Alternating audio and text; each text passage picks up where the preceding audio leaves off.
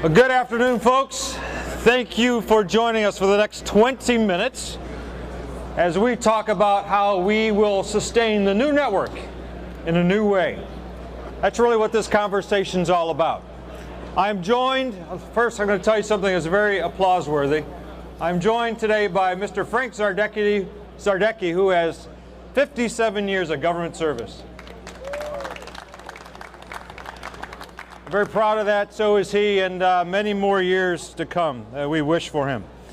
So when I say a new way to sustain the new network, what's changing? A couple things. The Army's already changed from the ARFRGEN timeline and process to SRM, Sustainable Readiness Model. Completely different timeline and expectation. So how we sustain C5ISR is changing to accommodate that. What's also changing, getting ready for the ITN. You heard yesterday's workshop or Warrior Corner about the Integrated Tactical Network. That will look very different than today's network. In the short term, will be a blend of legacy and new, but that will require a different sustainment strategy. And that's what we'll talk about today. So let me start with the why, a little more clarity on that and what we're trying to fix. So when you look at the ARFRGEN timeline, we took about 180 days to reset what we had to sustain for C5ISR because we had 180 days. And we used all that to reset our equipment. But that was a long time for units to be without their equipment. So quite often the habit was, don't send your equipment away for a reset or an overhaul because you just didn't want to be without it for 6 months. So keep on using it until the wheels fall off. That's changing. I'll get to that in a minute. We also, during the surge, had 26 different sources of repair for the depot level work. That meant units could be sending their equipment to one unit sending their equipment to many different places for different types of work. That's changing with the new model, and I'll get to that in a minute. And we only had 3 depot forward locations, all in SWA, to support the operation, not the rest of the world. If you needed depot level work for C5ISR elsewhere, you had to send your equipment back to Tobyhanna Army Depot. And that transportation alone accounted for a significant part of that 180 days. And we had 0 repair cycle floats. And that's also why you had to wait for your equipment to come back, because there was no float to give you while the work was being done. So that helps define the why. Next, I'm going to get into the who of this. Now, there are many players here across AMC responsible for the changes we're going to cover during this session. But central to all this is DoD's premier C5ISR depot. And that's the Tobyhanna Army Depot located in the Poconos, where Frank is the deputy to the commander there. So if you haven't seen Toby, this is what it looks like from the air. You need to understand Toby. Who's been there? Okay, not enough hands went up. So just to baseline this conversation, because if you don't understand the who, the rest of us may not make sense to you. We're going to show you a 3-minute video describing Tobyhanna Army Depot.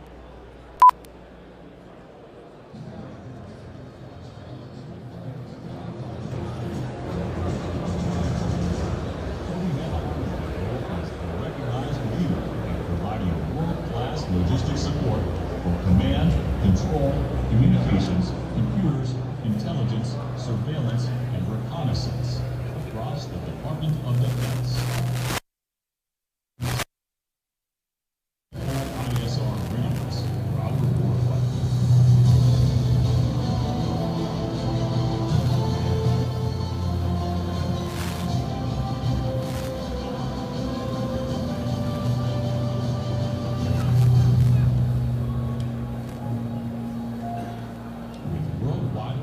Operating locations and the ability to deploy personnel whenever and wherever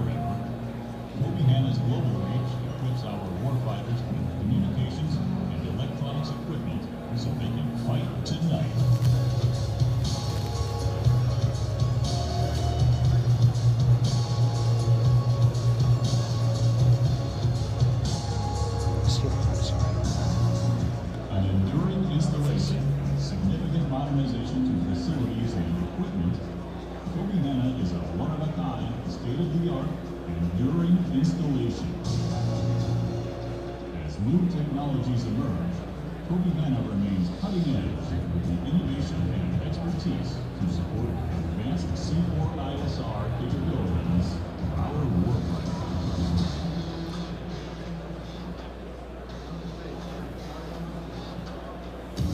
Award-winning leading program.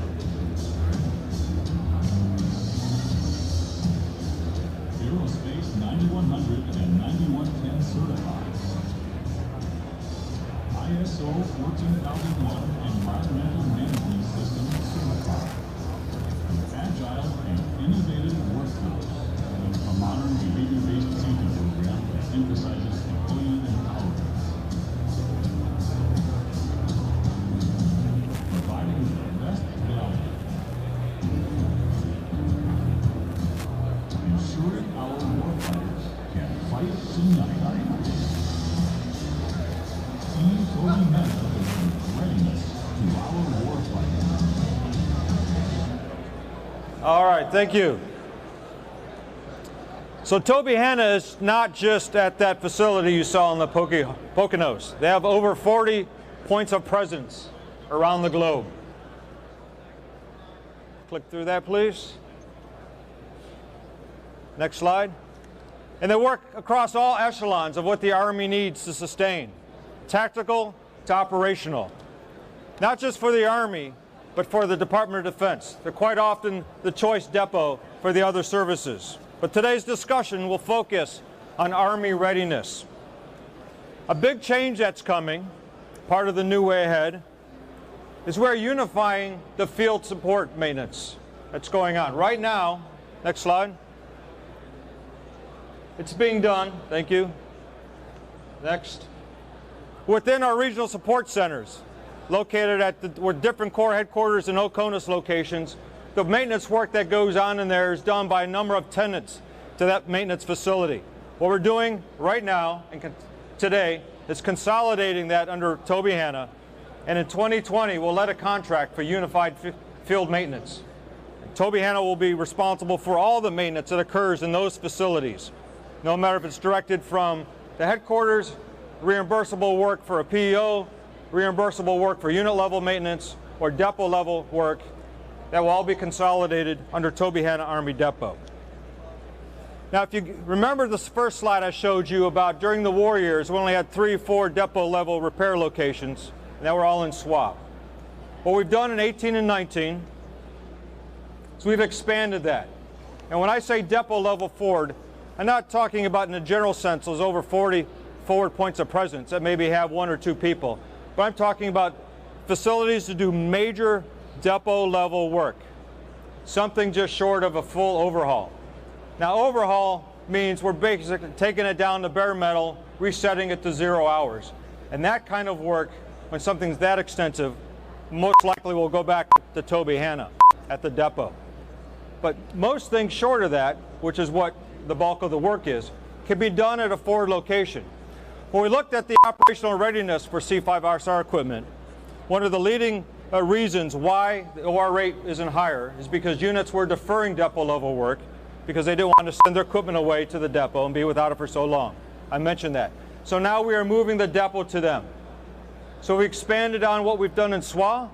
We've now focused on in Korea, on the peninsula, and greatly expanded a depot forward capability there in 18, and we'll do so to a greater extent in 19, and even more in 20.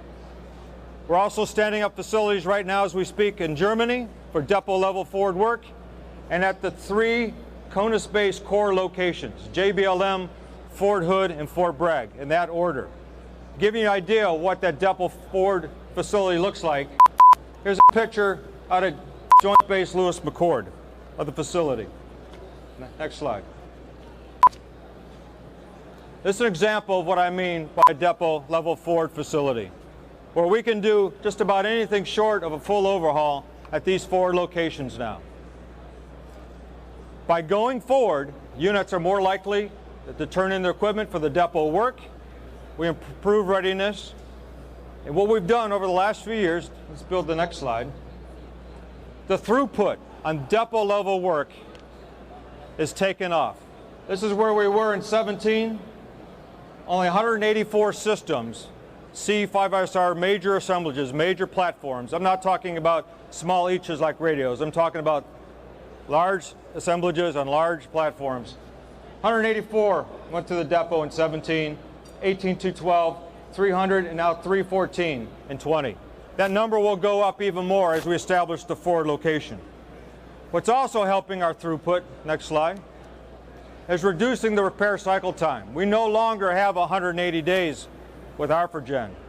Now getting the time well under 3 months.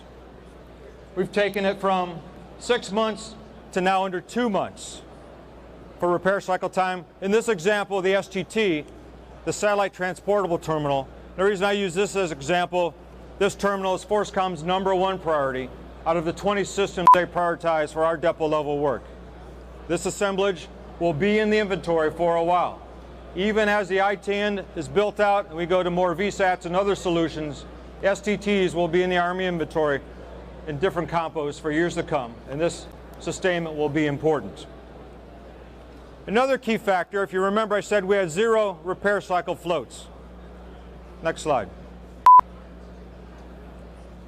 We are building a repair cycle float pool for major C5ISR systems, so units can turn in their equipment for depot level work and then immediately get a float and return and not wait for their system to come back months later. So now this is a supply exchange, not a maintenance exchange.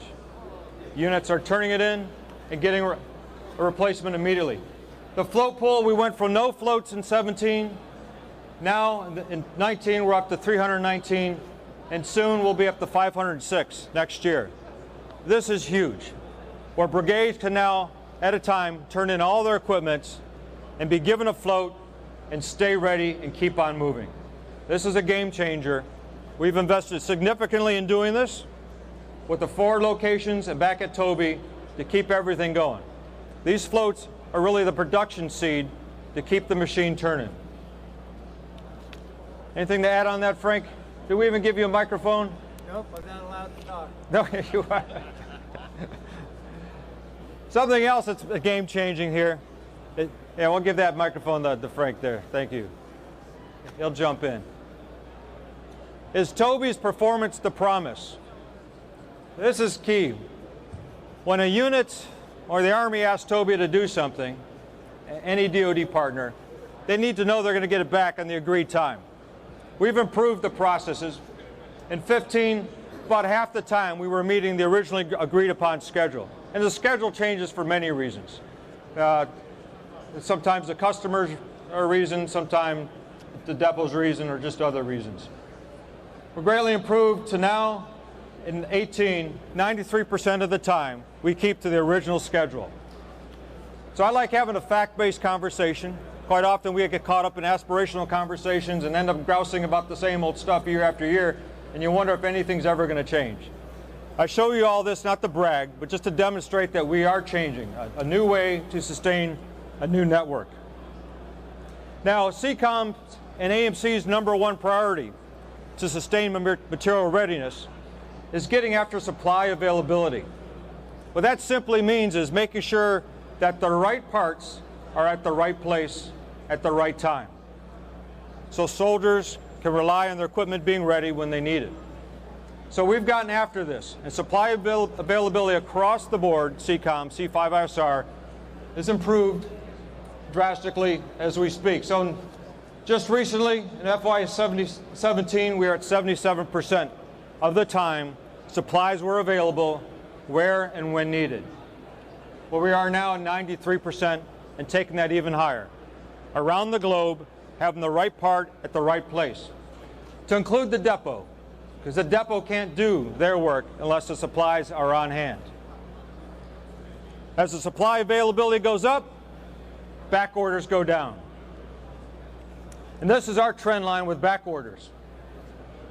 We've gone from over 8,000 back orders in 17, now under 4,000, cut that in half, driving it down even more next year. And these are solid numbers. Financial decisions and our objectives for next year are set. We have very predictable information here, and this is where we're taking it. Anything to add on any of that, Frank, before I go to the next part? I think we're doing well. Am I doing all right? Sir. Great. Now, everything I've covered so far is really focused on how we are improving our process to sustain what we've been sustaining for a while with the legacy components of the network. But as you all know, the network is changing with Futures Command and getting ready for the next fight. No one can assume that our next fight will be in the same coin, fob-based environment we've been at, with a mature theater, with a mature network, with very predictable rotations. The next fight will most likely be in an austere environment, no notice, with no infrastructure. So how are we getting after that with the network? Well, the legacy network, the existing network, is predominantly programs of record with developmental equipment. We'll call that standard equipment, with some smaller percentage of non-standard, I would say non-developmental, COTS equipment. For today's discussion, I'll just call the two POR and COTS. And so when you look at today, this is predominantly pre-ITN, pre-integrated tactical network, roughly how it lays out. Now, of course, there's COTS in programs of record, you get that, but understand the terminology.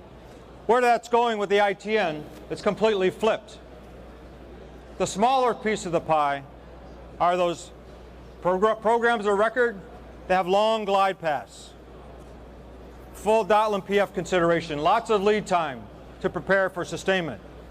What we'll see more of are non-developmental items, COTS, that come into the system very rapidly and at great varieties, where different capability sets will receive different solutions. And that will need to be sustained. That poses huge sustainment challenges for us that we are now building and getting ready for. And I want to talk to you about how we're going to do that. To help you remember how we will address that, you can go back.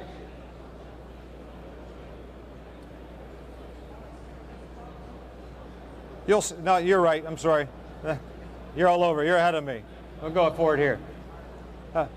Part of sustaining that COTS or the NDI equipment is manufacturer's warranty. And as it exists today in the COTS equipment in the current network, warranty exchanges happen pretty much every way under the sun.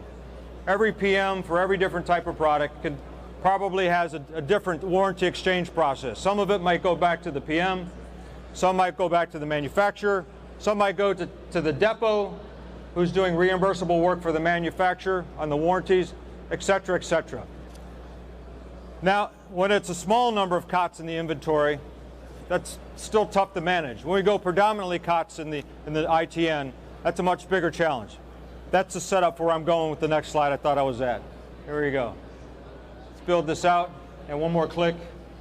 To help you think about where we're going to sustain this part of the ITN, remember 531.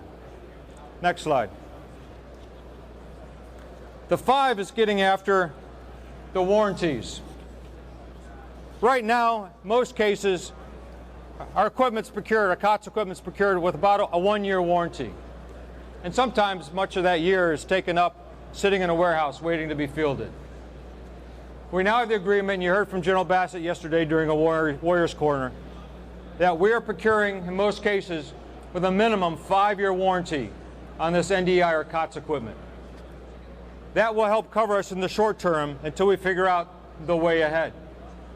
And the way ahead will largely have to do with the Army's decision to keep this NDI or COTS equipment beyond the 5 years or kill it, divest of it. In some cases, that will happen because the equipment is perhaps low cost or the tech refresh cycle is so high, there's no point in sustaining it past the 5 years. But we've got to have lead time for that decision after warranty expires. So at the 3-year point, at 3 years into the warranty, the Army will decide to keep or kill at the 5-year point.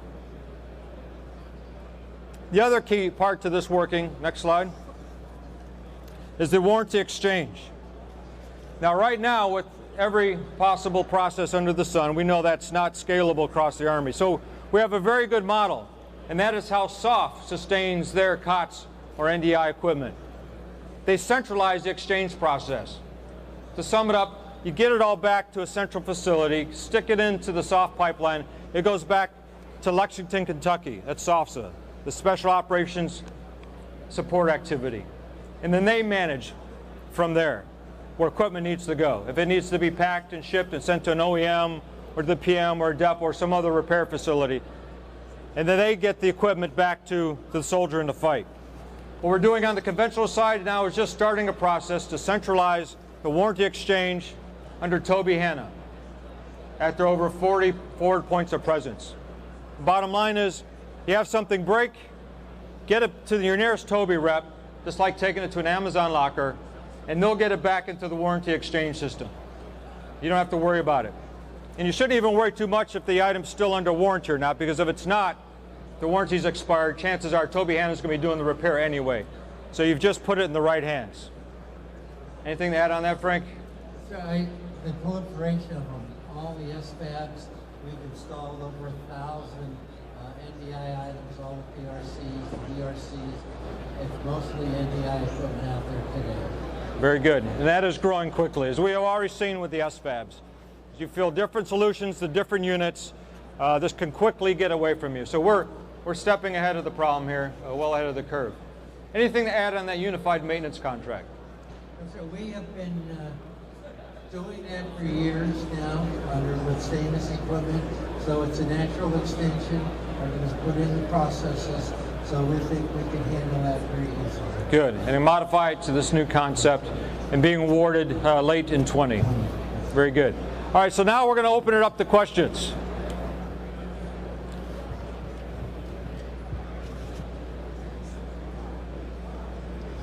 All right, nobody fights, so you all get a chance to ask a question.